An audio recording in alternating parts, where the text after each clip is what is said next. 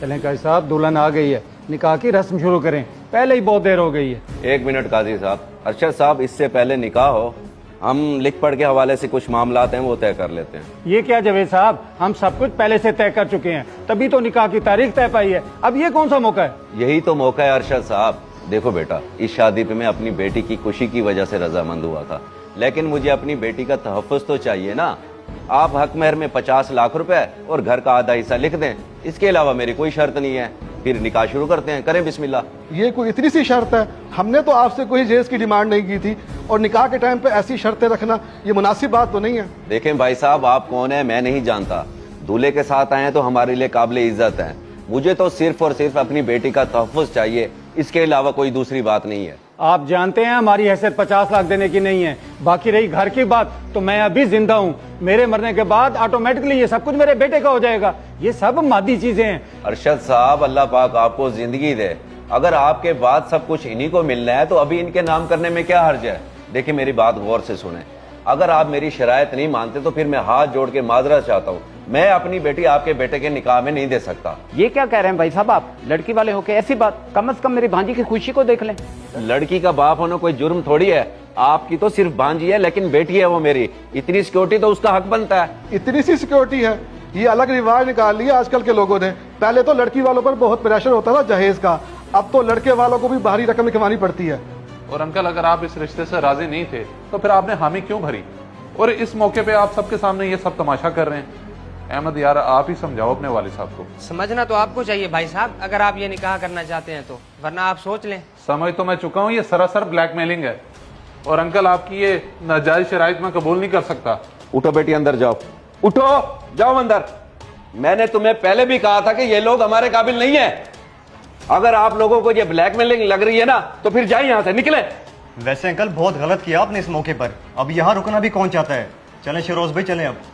सबर बेटा सबर। भाई साहब आप लोग बारात वापस यूं लेकर ना जाएं। मैं भाई साहब से बात करता हूँ। बेटा कम से कम आप तो इस बात को समझो, जिस लड़की की बारात वापस चली जाती है हमारे माशरे में उसका जीना महाल हो जाता है। काजी साहब, सारा इल्जाम हमें तो ना दें। ये बारात वापस जाने की वजह इनकी नाजायज शराइत हैं, आप इन्हें समझाएं। काजी साहब, आप रहने दें, मुझे समझाने की कोई जरूरत नहीं है, इतना समझदार हूं मैं। मेरी बेटी को रिश्तों की कोई कमी नहीं है। ऐसे शानदार घर में रिश्ता करूंगा, पूरी दुनिया देखती रह जाएगी। करवा दिया ना अपने पूरे खानदान वालों को बेइज्जत। मना भी किया था कि रिश्ता अपने हम पल्ला लोगों में जचता है, पर नहीं, तुझे तो मेरी बात समझ ही नहीं आती। अब मिल गया सुकून, चलो घर।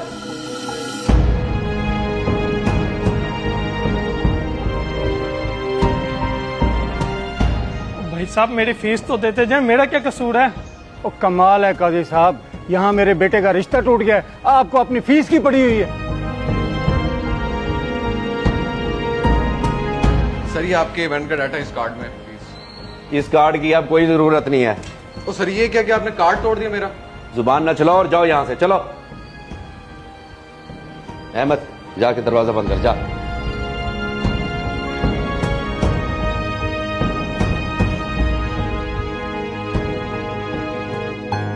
भैया आपने क्या किया है? अगर आपको रिश्ता मंजूर नहीं था तो पहले ही मना कर देते।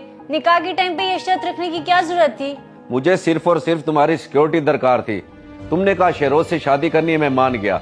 अगर वो तुमसे उतना प्यार करता जितना तुम उससे करती हो, तो इस तरह बारात वापस लेके न जाता वो। आप जानते हैं उनके पास हमारे जितना बिजनेस और जमीनें नहीं है, लेकिन उसकी सरकारी नौकरी है, अपना घर है, वो खुद बहुत अच्छा है। मुझे इसके अलावा कुछ नहीं चाहिए। खुद भी बहुत अच्छा है। अगर वो इतना अच्छा होता ना, तो जितनी मैंने शराइत रखी थी उनमें से आधी देने के लिए भी तैयार हो जाता, तो मैं तुम्हारा निकाह उसके साथ कर देता। लेकिन उसने तो कोई बात ही नहीं की, बारात वापस लेके चला गया। इसी से अंदाजा होता है कि वह तुमसे प्यार व्यार नहीं करता, उसकी नजर सिर्फ और सिर्फ हमारी दौलत पर थी। मगर वो आधा भी कैसे देता? जो सब भी है उसके बाप के पास है फिलहाल। यही बेटी, यही तो बात है कि सब कुछ उसके बाप के हाथ में है। अगर वो आज तुम्हारे लिए स्टैंड नहीं ले सका, तो कल को अपने बाप से तुम्हें तुम्हारा हक कैसे लेके देगा? मैं यही बात तुम्हें कब से समझाता आ रहा हूँ, लेकिन तुम्हें मेरी बात समझ नहीं आई। आज तो नतीजा देख लिया ना अपनी आंखों से। लेकिन तुम फिक्र नहीं करो, तुम्हारी शादी मैं बहुत ही अच्छी जगह पे करूंगा।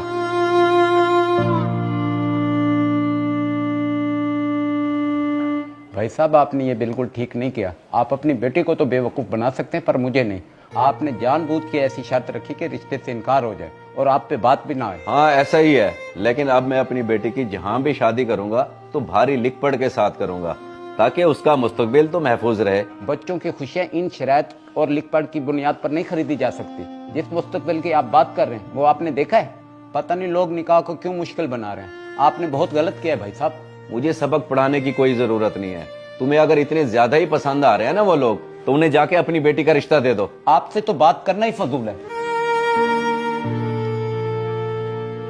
बाबा, आपको ऐसा लगता है कि मरियम समझेगी इस बात को? अभी तो आपने ऐसा कर दिया है, कहीं वो उसकी मोहब्बत में कोई गलत कदम न उठा ले। और नहीं, ऐसा कुछ नहीं होगा। मैं अपनी बेटी को अच्छी तरह से जानता हूँ। कुछ दिन बेचारी उदास रहेगी, बाकी उसका मूड कैसे डाइवर्ट करना है वो मुझे पता है। तू जा मेरे लिए गिलास पानी लेके आ, और हाँ, मरियम पे नजर रखना।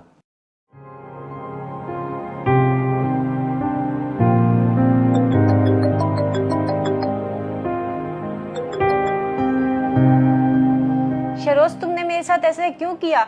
बारात वापस ले गए, यही थी तुम्हारी मोहब्बत? और तुम पागल हो गई हो? तुम्हें पता भी है कि तुम्हारे बाप ने क्या किया है? मेरे सारे खानदान को बेइज्जत किया है। मुझे तो लगता है वो शुरू से ही हमारे रिश्ते के लिए राजी नहीं थे। यार, वो तुम्हें आजमाने के लिए ऐसा कर रहे थे। तुम इतना ना सही थोड़ा सा भी लिख देने पे राजी हो जाते तो हमारा निकाह हो जाता, लेकिन तुम तो फौरन से उठ के चले गए। तुम्हें थोड़ी सी भी अकल है? तुम्हारे बाप ने तुम्हारे साथ माइंड गेम खेली है, और मैंने भी अपने वालिदैन को बड़ी मुश्किल से मनाया था। आइंदा के बाद मुझे फोन ना करना, तुम्हारे साथ मेरा कोई ताल्लुक नहीं है।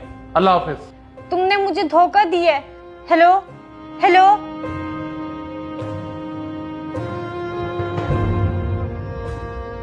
ओए बाहर आ, आते ही मुंह छुपा के बैठ गया है। मैं तुझे समझाता रहा हूं कि शादी बराबर के लोगों में करनी चाहिए।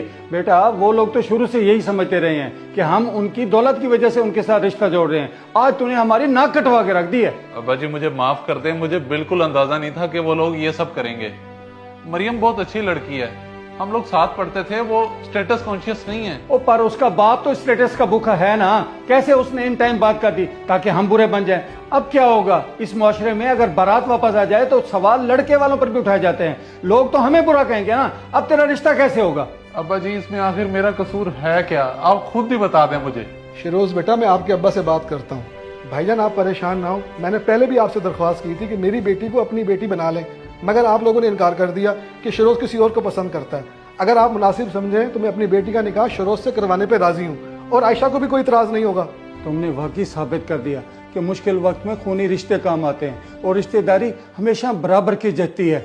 मेरे भाई, तेरा बहुत बड़ा दिल है। मेरे इनकार करने के बावजूद भी तू अपनी बेटी का रिश्ता देने के लिए राजी हो गया। मुझे माफ कर दे मेरे भाई, मैं तुझसे बहुत शर्मिंदा हूँ। चाचा जान, मुझे भी माफ कर दें। मेरे रिश्ते से इनकार करने की वजह तो आपको मालूम थी। अगर आयशा इस रिश्ते से राजी है तो मुझे भी कोई एतराज नहीं है। माफ़ी तो गैरों से मांगी जाती है, अपनों से नहीं।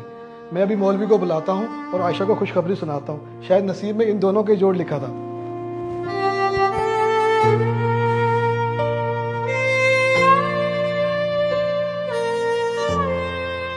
इस वीडियो को लाजमी शेयर करें। हो सकता है आपकी वजह से कोई राह रास्त पे आ जाए।